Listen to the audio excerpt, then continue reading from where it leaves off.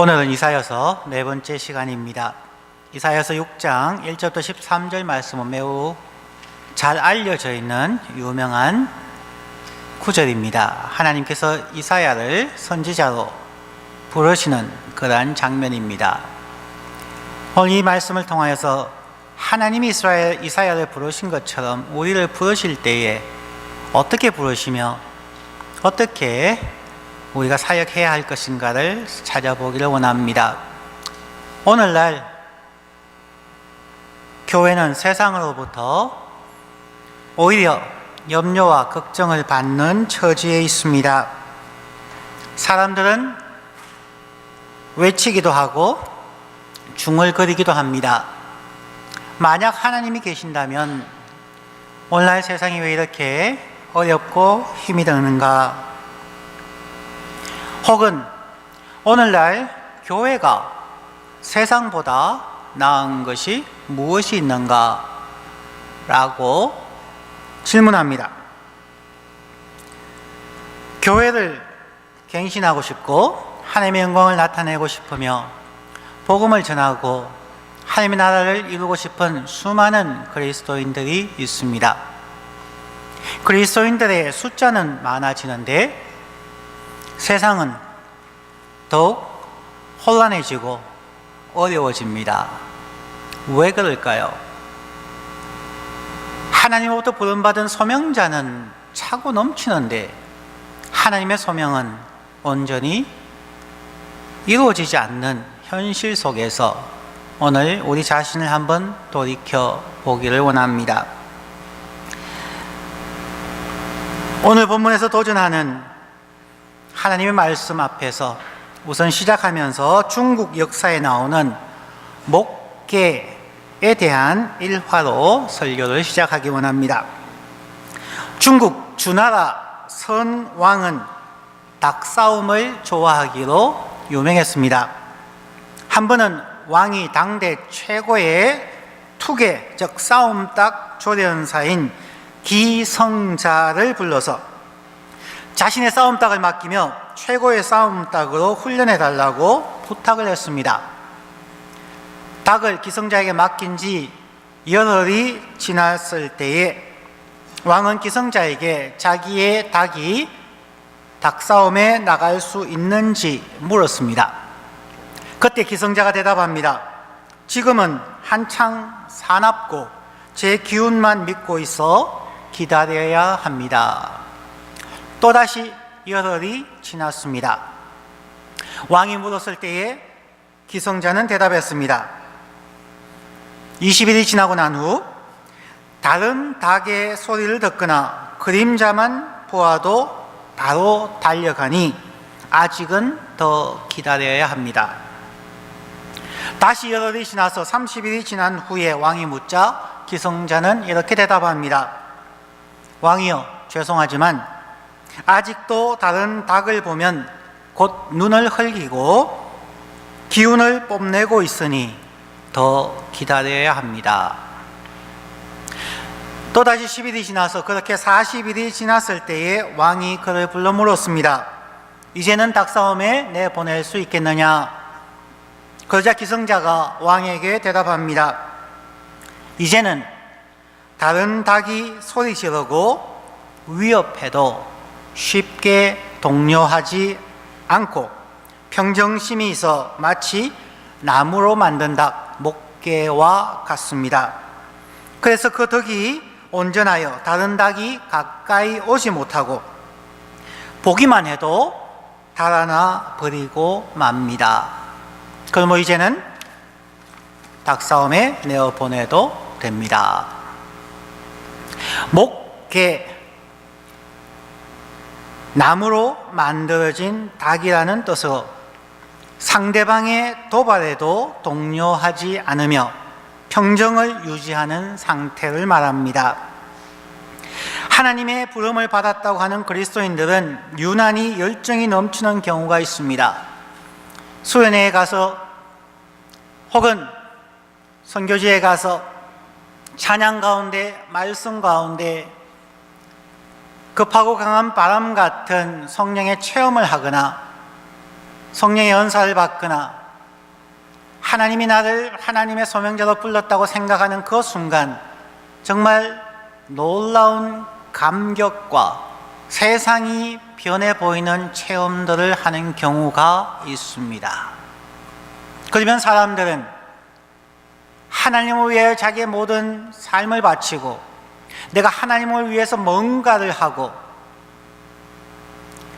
성령의 충만함을 입어서 나아가서 병자에게 손을 얹으면 환자가 일어나고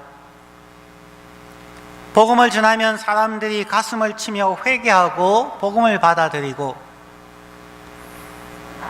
소란스럽고 썩어가는 교회에 가서 개혁을 외치면 교회가 바로잡히고 세상이 온전히 하나님의 나라가 될 것 같은 강한 확신이 드는 때가 있습니다.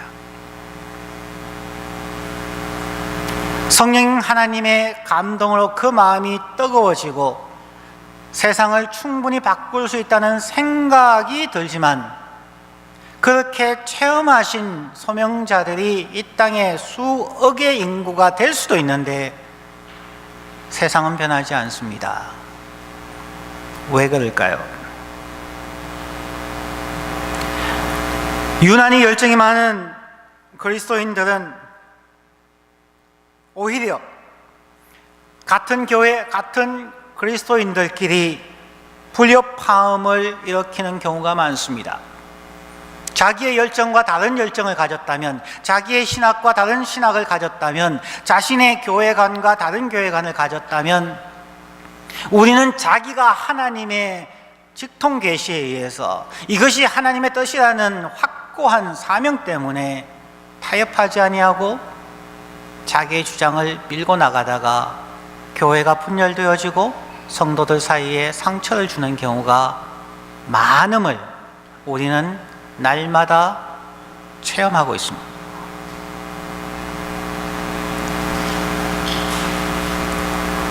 지나친 열정이 오히려 교회를 힘들게 하는 경우를 많이 봅니다. 반면에 나도 한때 열심히 신앙생활을 해봤지만 세상은 변하지 않아. 그러한 생각으로 무기력하게 살아가는 그리스도인들도 매우 많습니다. 우리는 지나치게 불안해하거나 혹은 지나치게 자기의 생각과 야망으로 허덕이는 것은 아닐까요? 하나님은 이사야를 어떻게 부르셨을까요? 하나님은 이사야에게 어떤 사명을 주셨을까요? 하나님은 이사야에게 어떤 자세로 살아가야 한다고 말씀하셨을까요? 오늘 말씀을 통하여서 저와 여러분, 꼭 목회자가 아니라 모든 그리스도인들은 하나님의 소명자로 부름을 받았고 소명자로 살아가야 합니다. 그래서 저와 여러분에게 주시는 하나님의 말씀을 오늘 묵상해 보기를 원합니다. 세 부분으로 보아서 첫 번째는 하나님께서 자신의 영광을 이사야에게 보이셨습니다. 1절부터 4절을 다시 읽습니다. 우시야 왕이 죽던 해에 내가 본적 주께서 높이 들린 보좌에 앉으셨는데 그 옷자락은 성전에 가득하였고 서랍들이 모시고 섰는데 각기 6 날개가 있어 그 둘로는 자기의 얼굴을 가리었고 그 둘로는 자기의 발을 가리었고 그 둘로는 날며 서로 불러 이르되 거룩하다 거룩하다 거룩하다 만군의 여호와여 그의 영광이 온 땅에 충만하도다 하더라. 이같이 화답하는 자의 소리로 말미암아 문지방의 터가 요동하며 성전의 연기가 충만한지라. 하나님의 영광을 못 나타내는 부분입니다. 특별히 연기가 가득하다는 것은 구약적인 표현으로 하나님의 임재를 표현하는 부분이죠. 마치 모세가 시내산에 올라갔을 때 연기가 산 정상 부분을 가득 둘러싸고 있던 것, 혹은 회막에 나아갈 때에 구름이 그 회막 위에 머물렀던 것처럼 하나님의 영광, 하나님의 임재를 나타내는 부분입니다. 이 첫 번째 부분에서 우리는 하나님의 소명을 받은 자는 첫 번째로 하나님을 만난 사람입니다. 소명자는 하나님의 은혜와 능력을 받은 사람이 아니라 하나님의 영광을 바라보는 사람입니다. 그러면 질문이 생깁니다. 하나님의 영광을 우리는 보았다고 찬양한다고 얘기하지만 그 하나님의 영광을 보는 자가 어떤 자인지를 생각해 보아야 합니다. 오늘 본문에 서랍들이 등장합니다. 서랍들은 하나님의 최측근으로 가장 가까운 곳에서 하나님을 모시는 분, 꼭 요즘 말로 하자면 대통령 비서실이나 대통령 경호실이라고 할 수 있을 것입니다. 그 서랍들이 날개가 6개가 있는데 실제로 날개가 6개가 있는지는 모릅니다. 상징적인 의미로 보시면 좋겠습니다. 그 6개의 날개 가운데 2개로서는 자기의 얼굴을 가리고 2개로는 발을 가리고 나머지 2개로는 날며 찬양한다고 이야기합니다. 첫 번째 그 2 날개로 자기의 얼굴을 가립니다. 천사장에 해당하는 매우 높은 하나님과 가장 가까이에 있는 서랍 천사들이 하나님 앞에서 2 날개로 그들의 얼굴을 가리고 있다는 것. 우리와 비교할 수 없는 그들이라 할지라도 하나님의 임재 앞에 가면 하나님의 얼굴을 볼 수 없는, 그래서 그들의 얼굴을 가릴 수밖에 없는 자들입니다. 구약성경에 보면 하나님의 얼굴을 보는 자는 누구나 죽임을 당한다고 합니다. 즉 죄가 있는 자들이, 불완전한 자들이 완전하시고 거룩하신 하나님을 볼 수 없다는 의미입니다. 하나님의 소명자는 하나님의 영광을 보고 그 앞에서 서랍들과 같이, 이사야와 수많은 사람들과 같이 그의 얼굴을 가릴 수밖에 없음을 깨닫는 자들입니다.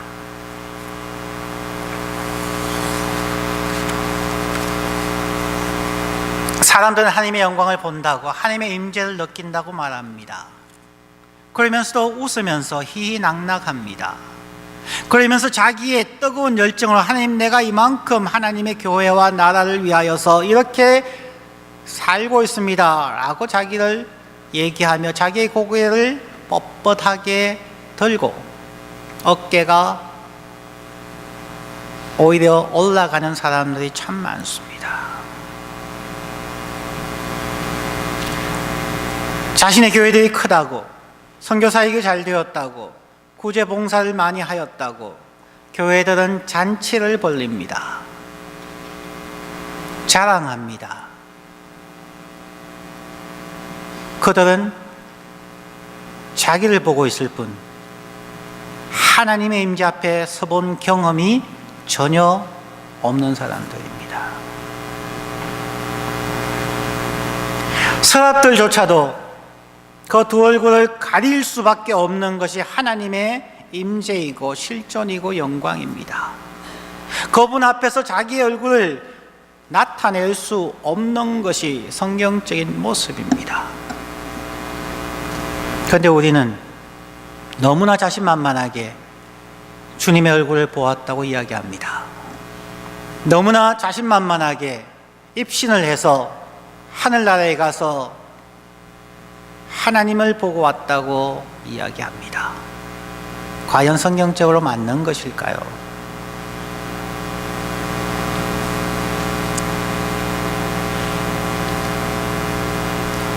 그 다음 2번째는 2 날개로는 그들의 발을 가리웠다고 이야기합니다. 이스라엘 사람들의 문화입니다. 이스라엘 사람들은 샌들을 신고 양말을 신지 않고 다니는 어쩌면 유목민들의 생활이고, 척박한 땅을, 때로는 산악지대를 다니는 그들입니다. 그래서 가장 흙먼지를 많이 뒤집어 쓰는 부위가 발입니다. 그래서 누구의 집에 들어갈 때에 가장 먼저 문 입구에 있는 돌 항아리에서 물을 떠서 발을 씻습니다.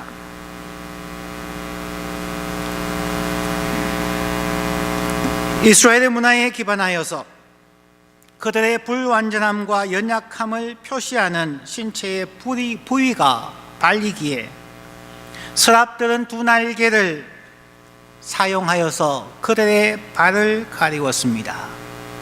그들이 불완전한 존재라는 것을 늘 의식하고 있었다는 것입니다. 자신의 죄를, 자신의 연약함을, 자신의 잘못들을 그들은 늘 의식하고 있었다는 것입니다. 그래서 그들은 그들의 발을 가리웠습니다. 나머지 두 개의 날개로 그들은 날았습니다. 자기의 사명을 열심히 수행하는 것이죠.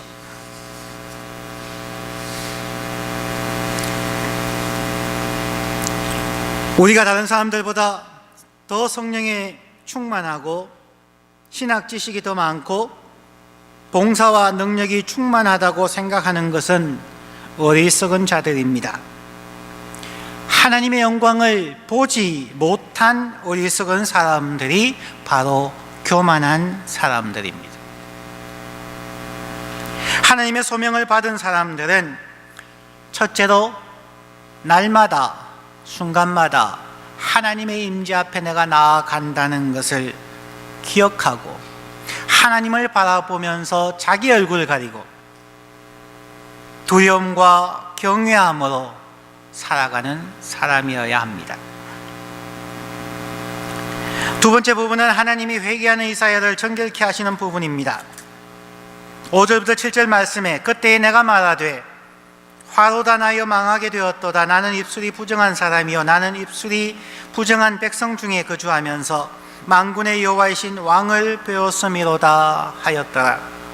그때의 서랍 중에 하나가 부젓가락으로 제단에서 집은 바 펜수칠 손에 가지고 내게로 날아와서 그것을 내 입술에 대며 이르되 보라 이것이 너의 입에 닿았으니 너의 악이 악체하여졌고 내 죄가 사하여졌느니라 하더라. 하나님의 소명을 받은 사람은 둘째로 자신을 회개함으로 정결함을 받는 사람입니다. 서랍들이 두 날개로 자기의 발을 가리웠던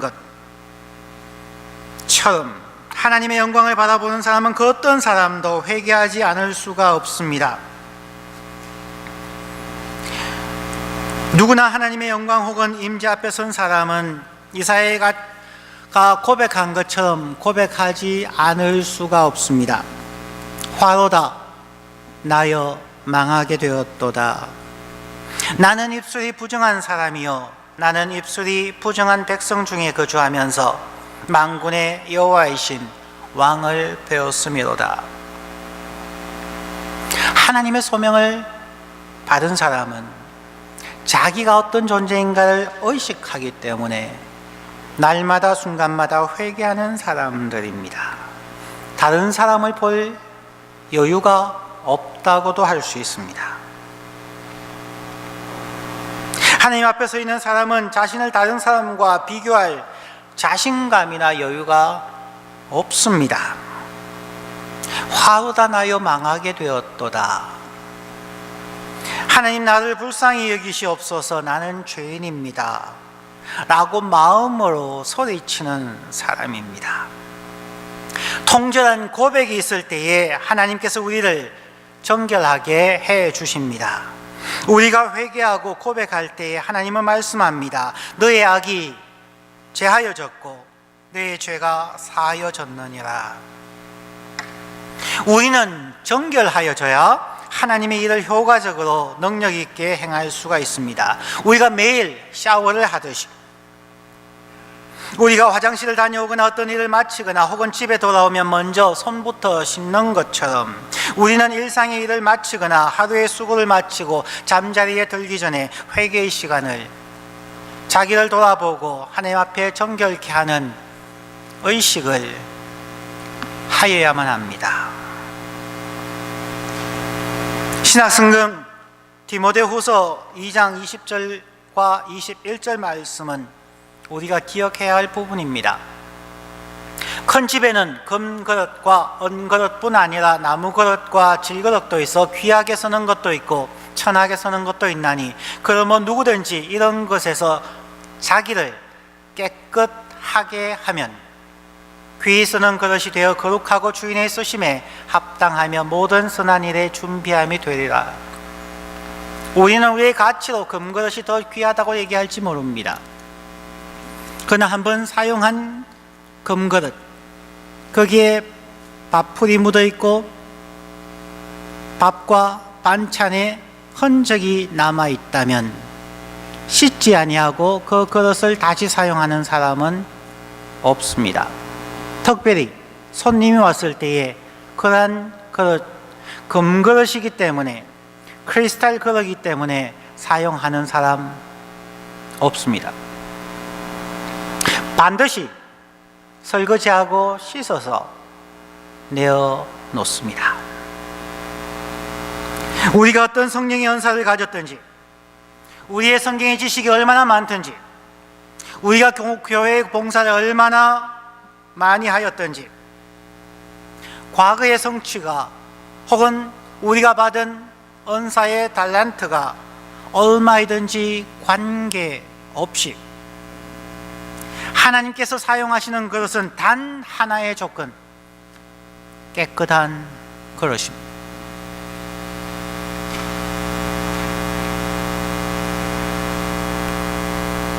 우리도 날마다 회개의 시험을 하여야 그 다음에 하나님으로부터 쓰임받을 수가 있습니다. 제발 우리가 남을 가르치려고 하지 말고, 남을 개혁하고 세상을 개혁하고 교회를 개혁하려고 하지 말고, 날마다 하나님의 영광과 임재 앞에서는 훈련을 통하여서 비로소 우리는 진정한 회개의 삶, 정결의 삶을 살아갈 수가 있습니다. 하루만 샤워하지 않아도 우리의 몸에는 냄새가 나게 되어져 있습니다. 하루만 샤워하지 않아도 우리의 몸은 불결한 것으로 묻어 있을 수밖에 없습니다. 하나님 앞에서 우리가 날마다 통절한 회개가 없다면, 하나님의 영광과 자신의 연약함을 의식하지 못한다면, 우리는 과거에 어떻게 하나님에게 쓰임을 받았든지 지금부터는 쓰임 받을 수가 없게 될 것입니다. 세 번째로 하나님이 이사야에게 사명을 설명하십니다. 8절부터 13절에 보면은, 내가 또 주의 목소리를 들으니 주께서 이르시되 내가 누구를 보내며 누가 우리를 위하여 갈고 하시니, 그때에 내가 이르되 내가 여기 있나이다, 나를 보내소서 하였더니, 여호와께서 이르시되 가서 이 백성에게 이르기를 너희가 듣기는 들어도 깨닫지 못할 것이요 보기는 보아도 알지 못하리라 하여 이 백성의 마음을 둔하게 하며 그들의 귀가 막히고 그들의 눈이 감기게 하라 염려하건대 그들이 눈으로 보고 귀로 듣고 마음으로 깨닫고 다시 돌아와 고침을 받을까 하노라 하시기로, 내가 이르되 주여 어느 때까지니까 하였더니 주께서 대답하시되 성읍들은 황폐하여 주민이 없으며 가옥들에는 사람이 없고 그 토지는 황폐하게 되며 여호와께서 사람들을 멀리 옮기셔서 이 땅 가운데서 황폐한 곳이 많을 때까지니라. 그 중에 10분의 1이 아직 남아있을지라도 이것도 황폐하게 될 것이나 밤나무나 상수리 나무가 배임을 당하여도 그 그루터기는 남아있는 것 같이 거룩한 씨가 이 땅에 그루터기니라 하시더라. 사람들은 질문할 수 있습니다. 왜 하나님께서 우리가 깨닫고 돌이키지 못하게 하려 하실까요? 오늘 본문각에서 강조하는 것과 다소 동떨어져 있기 때문에 살짝만 얘기하고 돌아갑니다. 이 부분은 회개에 대한 설교를 할 때에 제가 할 부분입니다. 회개의 5단계에 대해서 들으신 분들이 있겠죠. 회개는 오랜 기간 처절한 단계를 거쳐야만 합니다. 오늘날 세상 사람들이 교회를 책망하는 이유가 월요일부터 토요일까지 직장에서 학교에서 사회에서는 엉망으로 살면서 주일날 교회에 와서 하나님 제가 죄인입니다, 잘못했습니다, 용서해 주십시오 라고 회개 기도하고 하나님이 용서해 주셨다고 하고 다시 월요일부터 나가서 똑같은 잘못을 범하는 그리스도인들의 행태를 세상은 비난하지 않습니다. 진정한 변화를 추구하거나 뼈를 깎는 회개의 과정을 겪어가지 않으면서 입술로만 하는 회개를 하나님은 막으시는 것입니다. 그 종교적 행위로 만족감을 얻지 못하게 하려는 것입니다. 이 부분은 나중에 회개에 대한 부분에서 조금 더 강조해 보겠습니다. 오늘은 소명자에 대한 부분이니까 소명자에게 말씀합니다. 하나님께서 이사야를 보내시면서 세상 사람들은 하나님의 말씀을 듣기는 들어도 깨닫지 못할 것이라고 미리 경고합니다. 우리가 하나님의 소명을 받고 성령의 충만함을 받으면 뭔가 극적인 일들이 일어날 것이라고 오해한다는 것입니다. 우리와 비교할 수 없는 이사야 같은 대선지자도 하나님이 미리 경고했습니다. 너가 가서 열심히 외치는 것이 너의 사명이지만 사람들은 너의 말을 듣지 않을 것이다. 그러면 이사야에게 요구하는 것이 무엇일까요? 사람들의 반응에 낙심하지 말라. 사람들이 호응한다고 자만하지 말고 사람들이 너를 배척한다고 좌절하지 말라는 것이죠. 이사야 선지자가 외쳐도 사람들은 겉으로는 듣는 척하고 깨닫는 척해도 그 속 사람이 변화되지 않을 것이라는 것입니다. 13절 말씀에서는 듣는 사람 중 10분의 1 정도만 회개하고 돌이키는 저 거룩한 씨가 되어서 그루터기로 남아있다면 이사야의 사역은 대성공이라는 것입니다. 이 말씀은 무슨 의미일까요? 이사야에게 너의 사역은 30년 혹은 50년 알 수 없는 기간 동안일 건데 너의 사역의 결과에 대해서 일희일비하지 말라는 것입니다. 오직 날마다 하나님의 임재 앞에 나아가서 자신을 낮추고 회개하며 자신에게 주어진 하나님의 소명이 무엇인가를 기억하라, 그리고 그것에 충실하라는 것입니다. 하나님의 영광 앞에 선 서랍들처럼 자기의 얼굴을 두 날개로 가리고 자기의 두 발을 두 날개로 가리는, 그러면서도 성실하게 충실하게 두 날개로 날며 찬양하며 살라는 것입니다. 많은 그리스도인들이 조급합니다. 30-40년 전 저희가 고등학교, 대학교 때 가장 유명했던 표 중에 하나가 푸르고 푸른 그리스도의 계절을 이 세대에 이루겠다는 것입니다. 거기에 우리 젊은이들은 정말 광분했습니다. 성령의 부어주심 가운데서 교회는 수적으로 증가하기 시작했고 수많은 자들이 선교사로 서원하고 일어섰으며 신학교로 몰려갔고 선교지로 나아갔습니다. 마치 우리의 시대에 2000년 전에 이 땅에 복음화가 이루어지고 그리스도의 재림이 이루어질 것처럼 확신하기까지 했습니다. 그러나 2000년이 지난 지금의 우리의 모습은 어떠합니까? 사람들은 자신의 사역에, 자신의 열정에 사람들이 인정해 주기를 바라고 그렇지 않을 때에 낙심했습니다. 사람들의 평가 때문에 교회의 양적 성장에 목숨을 걸다시피 했습니다. 하나님이 아닌 사람들의 평가에 때문에 자신의 전 재산을 바치고 자신의 능력, 달란트를 바치면서 자기의 교회를 부흥시키고 대형 건물을 짓고 그렇게 하는 것이 하나님의 영광이요 하나님의 기쁨이라고 우리는 오해하였다는 것입니다. 예수님의 사역을 보십시다. 예수님은 어떠하셨습니까?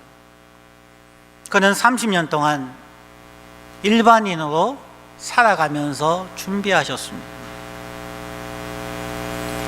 공생의 3년여 동안에 예수님의 사역은 어떠했습니까? 병자를 치유했고 오병이어의 역사를 했고 수많은 사람들이 그를 왕삼으려고 몰려들었습니다.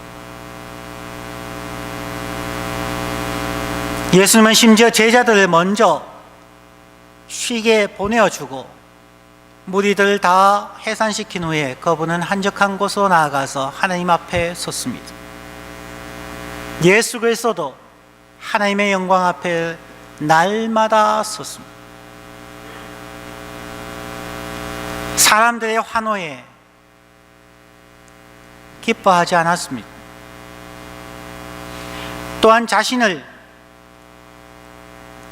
먹이고 입히고 살려준 그들이 자신을 배신하고 떠나가고 자신을 십자가에 못 박을 때에 그는 좌절하지 않았습니다.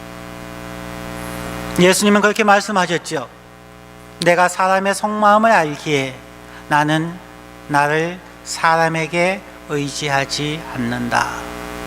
저들의 평가, 저들의 환호에 나를 의지하지 않는다.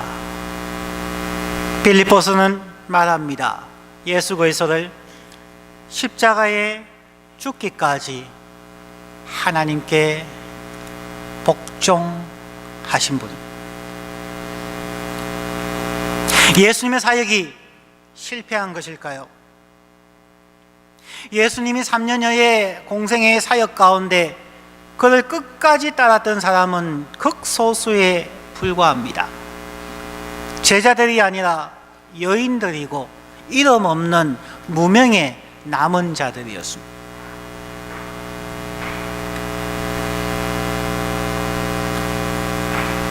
예수님은 날마다 하나님 앞에 나아가 하나님의 영광을 바라보았고 하나님의 말씀을 들었으며 자신의 소명을 확인했습니다. 예수님은 소수의 남은 자, 이 땅의 그루터기를 바라보시면서 사역하셨습니다. 우리가 예수님보다 더 많은 열매를 맺는 사람일까요? 우리가 성령 충만하였다고, 성경을 수없이 읽었다고 우리가 예수님보다 더 능력 있는 소명자일까요?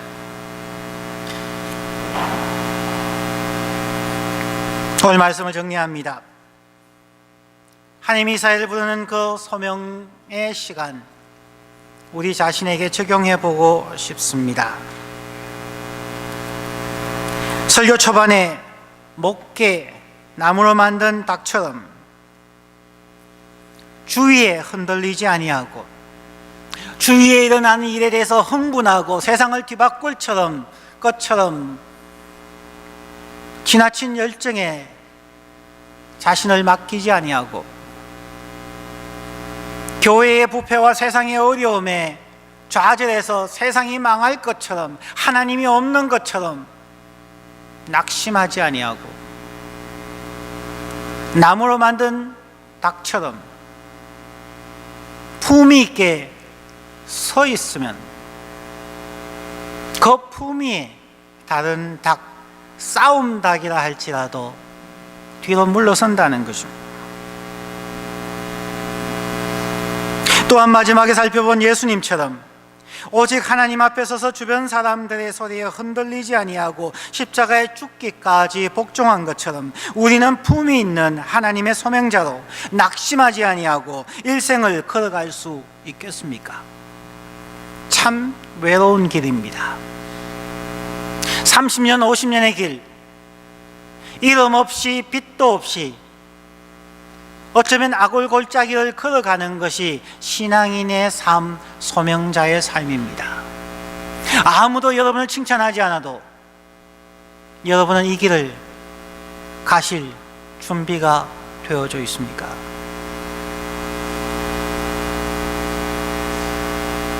저희 교회는, 우리 모두는 세상의 환호와 비난에 일리일리하지 아니하며 이사야처럼 소명을 갖고 낙심하지 아니하며 묵묵히 걸어갈 수 있기를 원합니다. 하나님은 우리 한 사람 한 사람을 이사야와 같은 소명자로 부릅니다. 이루어지지 않을 가능성이 매우 많은 사명으로 저와 여러분을 부릅니다.